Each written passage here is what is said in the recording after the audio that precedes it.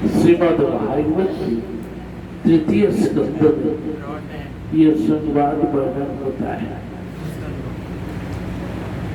सृष्टि का प्रारंभ, जबकि ब्रह्मा जी ने बहुत से मानव पुत्रों को बनाया, कश्यप, अंगिरा, अत्रि, मरीचि आदि ऋषियों को बनाया। परंतु हम लोग तपस्या में बैठ गए, तपस्या करने लगे, तो सृष्टि बढ़ी नहीं। ब्रह्मा जी ने आदेश दिया सृष्टि विकास के लिए, बढ़ाने के लिए, पर बढ़ाई नहीं। तब उन्होंने अपने स्वरूप से अपने शरीर को दो भाग में विभाजित किया। दाहिने अंग में श्याम मनो और बाएं अंग से शतरूपा हुई, तो मनु शतरूपा हुए। होने के पश्चात ब्रह्मा जी ने उन्हें आदेश दिया कि तुम दोनों पृथ्वी लोक में जाओ और प्रजाओं की सृष्टि करो जिससे विकास बढ़े। ऐसे करने पर श्याम मनु और शतरूपा वे दोनों धरती पर आए, ब्रह्मावर्त देश में निवास किया। हिमालय के हरिद्वार से लेकर के पंजाब, एक तरफ पंजाब, दूसरी ओर इलाहाबाद और राजस्थान पुष्कर, इसके जो मध्यवर्ती स्थान है ब्रह्मावर्त देश कहलाता है। तो इस देश में निवास की। उनके दो पुत्र और 3 कन्याएं, आगुति, प्रसूति और देवहूति। माइक को अंदर कर लो, बाहर चला गया, क्या हो रहा है? अब बैठिए। तो आगुति, प्रसूति और देवहूति 3 कन्याएं और 2 पुत्र हुए। 3 कन्याओं में से आकुति रुचि नामक प्रजापति को दिया, प्रसूति दक्ष प्रजापति को दी और देवहूति कर्दम ऋषि को दिया। ये आप लोग सब बात कर रहे हैं, क्या बात है? बात मत करो, अभी चुप करो, बात ही मत करो। मैंने इतनी देर जो कहा आप लोगों ने सुना है कुछ? क्या विषय बोला? कोई ध्यान नहीं लगा रहे हैं, इसलिए मन भी नहीं लग रहा है मेरा, है ना? आराम से सुनो, आप लोग ध्यान से सुनिए कि इतिहास बहुत बड़ा इतिहास है भागवत। ये तो सृष्टि के प्रारंभ की बात कर रहा हूँ, कपिल विभूति संवाद पर जा रहा हूँ, जो कि श्याम मनु ने कर्दम ऋषि के साथ में देवहूति का विवाह कराया। उससे क्या हुआ? देवहूति को 9 कन्याएं हुई, उसके पश्चात 1 पुत्र हुए जो भगवान कपिल थे। तो 9 कन्याएं ब्रह्मा जी ने क्या की? उन कन्याओं का ऋषियों के साथ में विवाह करा दिया। अत्रि के साथ अनुसुईया, वशिष्ठ मुनि के साथ में अरुंधति, ऐसे ऐसे सभी कन्याओं को विवाह करा दिया। फिर सब अपने अपने पति के घर चले गए।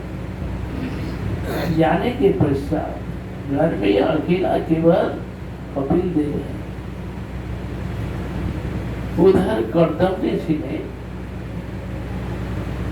निश्चय किया बहुत समय तक हम संसार में रहे, अब हमें संसार में नहीं रहना, संन्यास में जाना चाहते। तो उन्होंने देवहूति से कहा, देखो मैं अब संन्यास में जा रहा हूँ, अब मुझे रोको मत, तुम्हारे पास पुत्र कपिल देव है। ये कहकर वे निकल गए। जब संन्यास में चले गए तो माता देवहूति रोने लगी, क्योंकि बेटियां थी घर में, घर हरा भरा था, अब कोई है नहीं, सब चलिए, अकेले कपिल देव। माता अब रोने लगी। देवहूति माता रोती हुई कपिल देव के पास में आई, रोती हुई बोली कि मैंने संसार किया, कोई भगवान का भजन साधन तो कुछ किया नहीं, संसार से मेरा कैसे उद्धार होगा ये भी मुझे पता नहीं। मैं जानती नहीं, स्त्री जाति, खाने पीने घर संसार में इसी में हमने मौन प्राण दे दिया, बच्चों के पालन पोषण इसमें समय चला, कैसे मेरा उद्धार होगा, तो कृपया कुछ बताओ, मुझे उपदेश दो, ऐसा सरल रूप में बताना जो कि मेरे समझ में बैठे। बहुत कठिन उपदेश मेरे द्वारा संभव है। तो भगवान कपिल देव ने मां से कहा, मां, पहले ऋषियों को आध्यात्मिक योग के विषय में बताया था, वही बात आपको कहना जो आप कह रहे।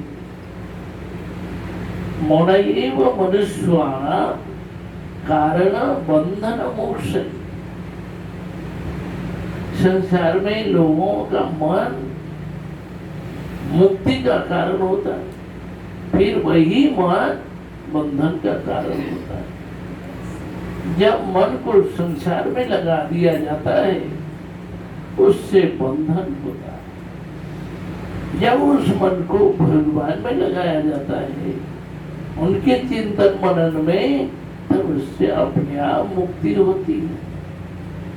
जितना जितना विषयों का संग होता है उतना ही बंधन होता है, इसलिए इससे अलग रहना है।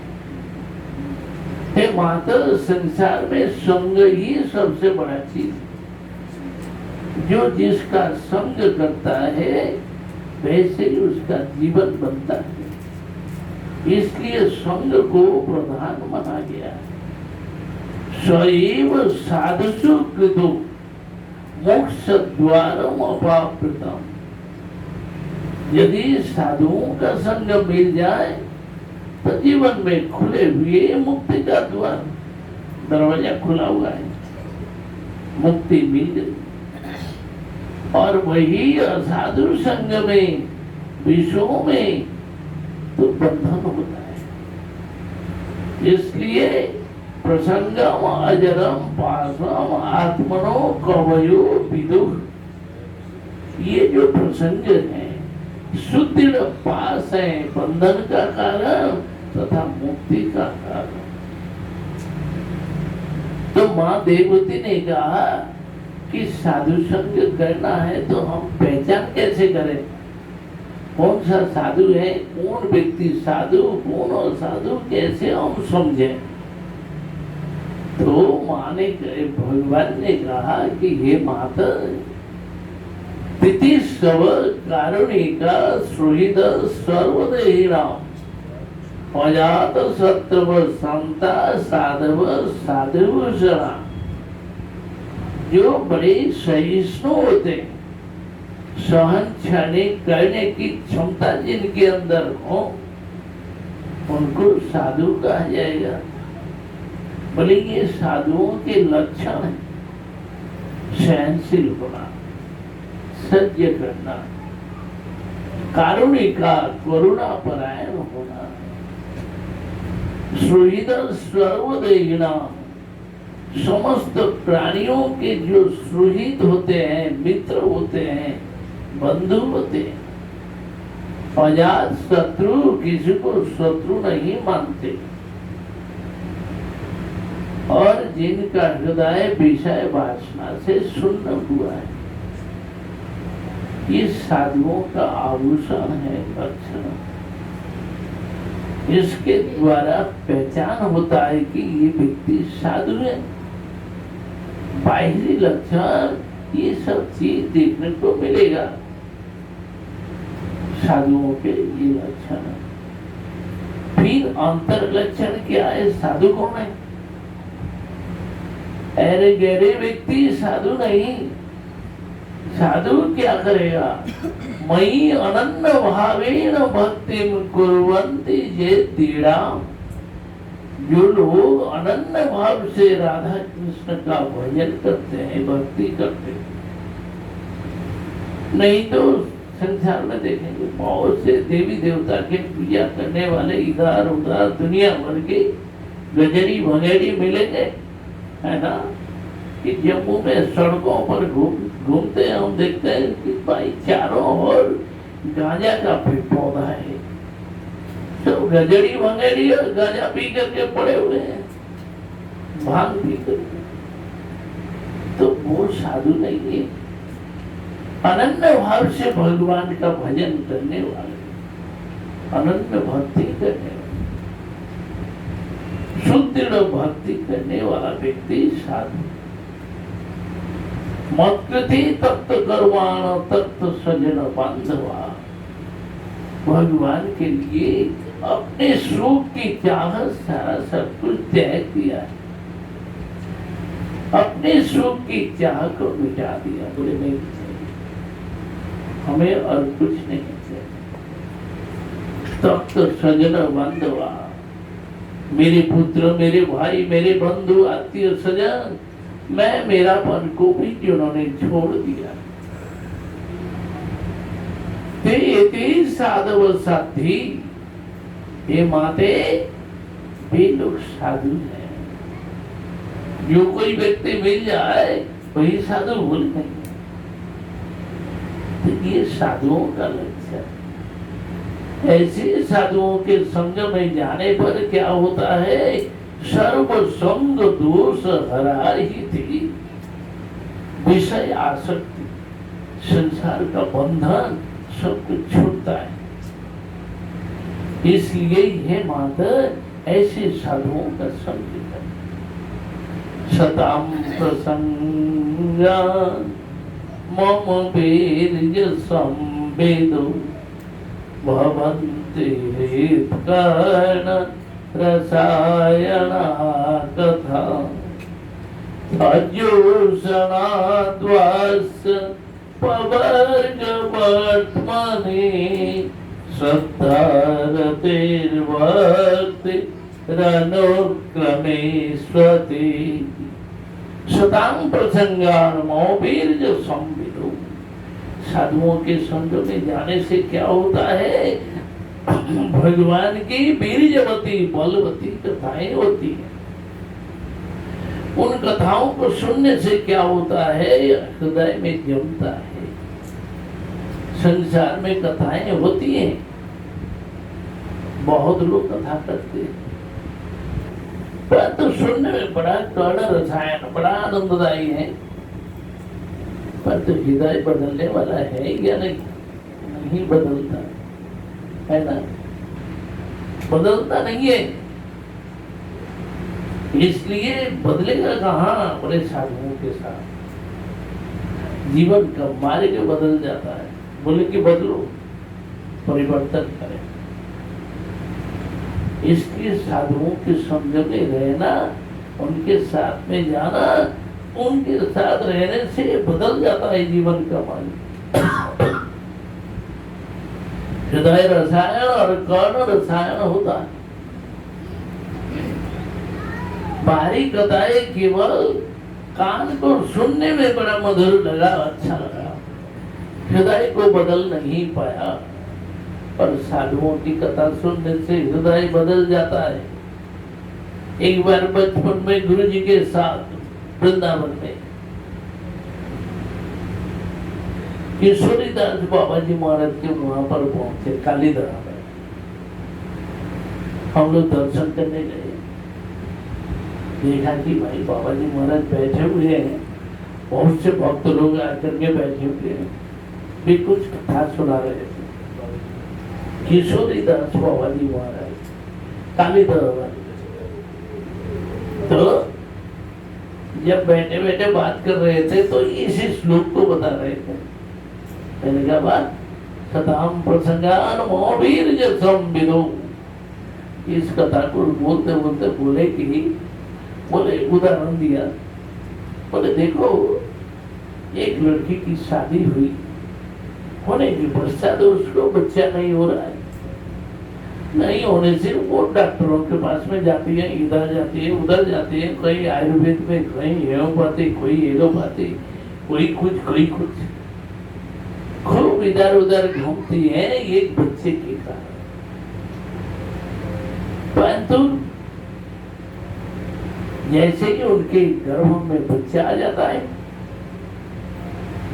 तो उस समय क्या होता है, वो अब इधर उधर भागती नहीं, डोलती नहीं, कहीं जाती नहीं, धीर स्थिर हो जाती है, घर में रहती। ऐसे ही संसार में हम लोग कर्म मार्ग, ज्ञान मार्ग, योग मार्ग, कितने कितने मार्ग में हम भागते रहे हैं, दौड़ते रहे हैं। जब ऐसे साधु मिल जाए और उनकी बीजपति कथा सुन ले तो हृदय में प्रवेश कर जाए तो अब कोई भागने की बात नहीं है, बैठ जाओ, स्थिर हो जाते हैं। तो इसलिए साधुओं की कथा, ऐसे साधुओं का स्वर्ग हो जाए, उनकी कथाओं को सुने और भक्ति करें, भजन करें। भजन करते करते श्रद्धा, साधु शब्द, गुरु आश्रय, भजन क्रिया, भजन करते करते अनर्थ दूर होता है, फिर निष्ठा होती है, उसके पश्चात रुचि, रुचि के पश्चात आसक्ति, फिर भाव उदय होता है। धीरे धीरे संसार का मोह भी छूट जाता है, विषय आसक्ति दूर हो जाती है। उस समय भाव के उदय होने पर क्या होता है, जब हृदय में भाव आता है, मन पवित्र हो जाता है, शुद्ध सत्य में भर जाता है, तो कभी कभी क्या होता है, कुछ न कुछ भगवान का अनुभव होने लगता है। बोले कभी स्वप्न में आ गई, कभी भजन करते करते स्फूर्ति में, कभी कोई सामने आकर के दिखाई देने लगे। तो क्या होता है, थोड़ा थोड़ा करके कुछ अनुभव करा देते, कुछ नहीं है, चारों ओर सुगंध फैल गया, मन आनंद में भर गया, ऐसे सब होता है। फिर रात्रि काल में सोते हुए कुछ स्वप्न में आ गया, भगवान का मधुर रूप, मधुर गमन भंगी, चलन भंगी, बड़े मधुर रूप से जा रहे, बंसी बजा रहे, हंसते हुए मेरे प्रति देख रहे, और कभी कुछ बोल भी देते हैं, तब कुछ बोलते हैं। तो ऐसे ही भगवान भक्तों के जीवन में कुछ अनुभव में आते हैं, और ऐसे अनुभव दिला करके धीरे धीरे चित्त मन को चुरा लेते। तैर अपहृत आत्मा, भगवान ने भक्तों के हृदय को चुरा लिया, भक्त भगवान में समर्पित हो गए। बोले कि उस समय काल का कुछ प्रभाव नहीं पड़ता, भौतिक जगत का कोई भी मोह नहीं रहता, सारा सब कुछ छूट जाता है। धीरे धीरे भगवान में आविष्ट होकर इस जगत से भक्त चले जाते हैं। एतावान एव लोके अस्मिन्, हे मातर संसार, यही परम धर्म है। भक्ति योग के द्वारा भगवान का नाम लेते हुए भजन कीर्तन करते हुए ऋषि में खो जाए, यही जीवन का सार। तो माँ ने प्रश्न किया, माँ बोली कि ये जो भक्ति योग की बात कर रहे हो, भक्ति कैसे होती है, किस रूप में किया जाता है, ये भी कुछ बताओ। तब भगवान ने कहा, माँ भक्ति जो है हृदय की भावना है, भावना को आप जैसे समर्पण करना चाहें करते हैं, परंतु हम सबकी भावना में क्या है, भौतिक जगत का रजोगुण, तमोगुण और सत्य गुण पड़ा हुआ है। कोई तमोगुण के द्वारा तामसिक भाव को ले लेता है, तंत्र मंत्र आदि करते रहते हैं। आज जैसे बताया था तिब्बत में बौद्धों ने सब तंत्र मंत्र करता ही रहता है, इसलिए चाइना वाले बिगड़े हुए नाराज है उसके ऊपर। क्यों ये तंत्र मंत्र करके सबको मुट्ठी में करता था, तो उनको हटा दिया हो गया। तो ऐसे ही लोग तांत्रिक होते हैं, भगवान का भजन पूजा पाठ तो करते हैं, परंतु तंत्र मंत्र की सिद्धि करते हैं, मारण उच्चाटन वशीकरण इत्यादि करके लोगों को कंट्रोल करना चाहते हैं, अपने वश में करना चाहते हैं। लोगों की ये धारणा है, भावना है। तो ऐसी भक्ति को तामसिक भक्ति कही जा सकती। लोग मंदिर में जाते हैं, हजारों लाखों व्यक्ति जा रहे, परंतु किस लिए? हे प्रभु हमें धन दे, जन दे, पुत्र दे, परिवार दे, विषय संपत्ति दे, उसके लिए मंदिर में जाते हैं, प्रार्थना करते हैं, पूजा पाठ करते हैं। ऐसी जो भक्ति है ये राजसिक भक्ति। और संसार में जितने हैं क्या है, और संसार में जितने लोग हैं क्या करते हैं, साधु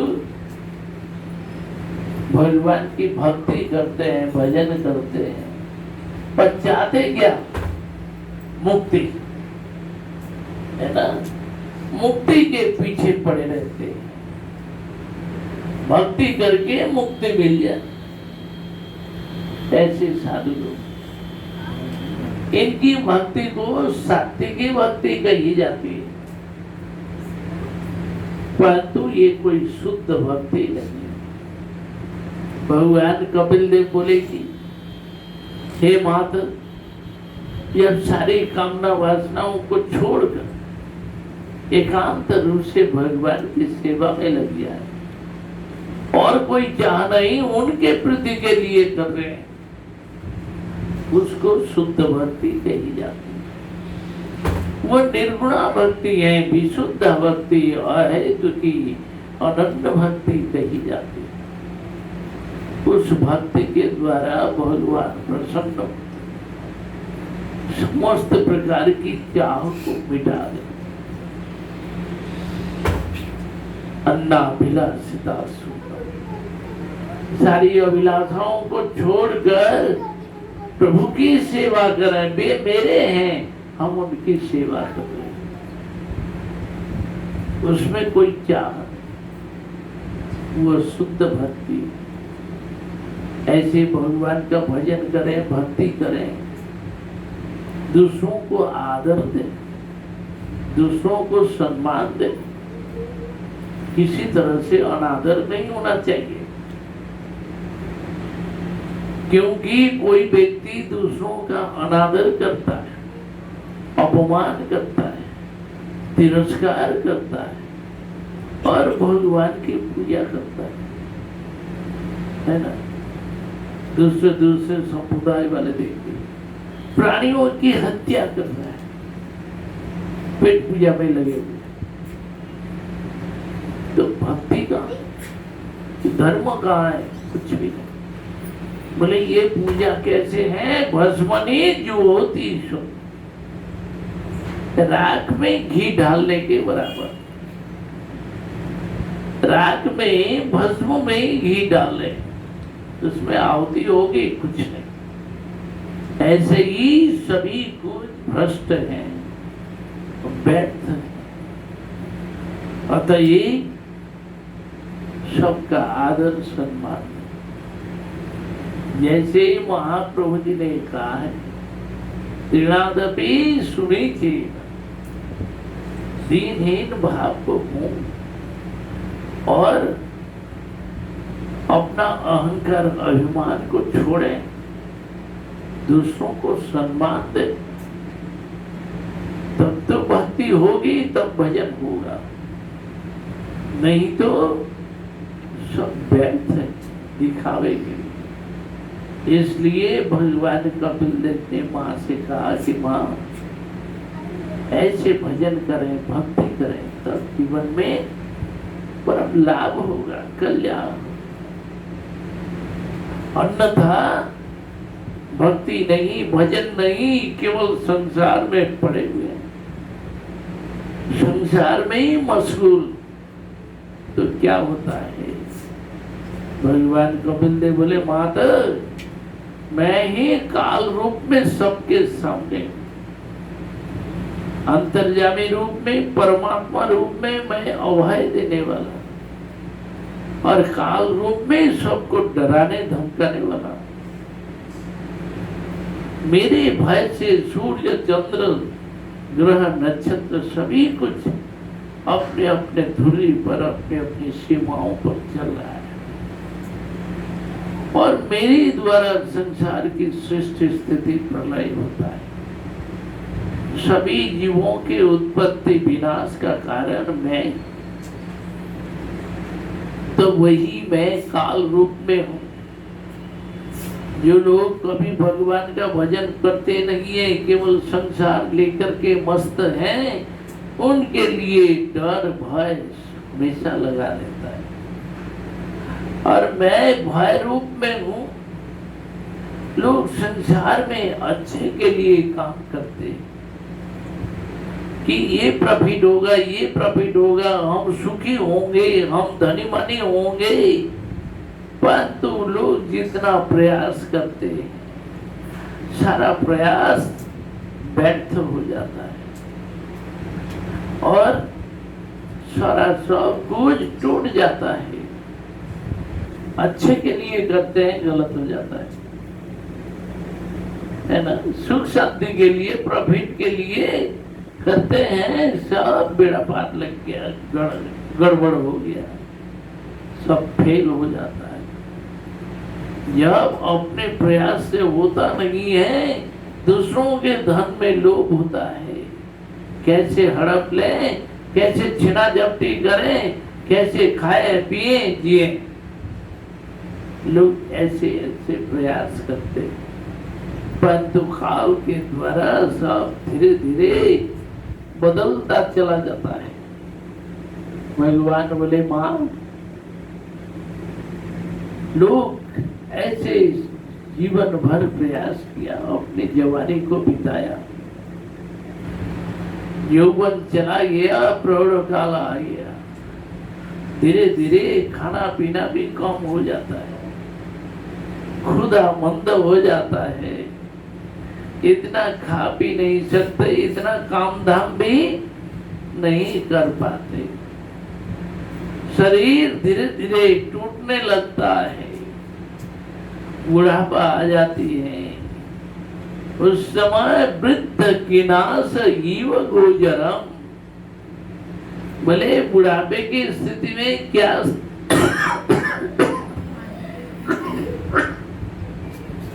बोले क्या स्थिति बनती है? बुढ़ापा में वृद्ध गोचरम, गोचरम का मतलब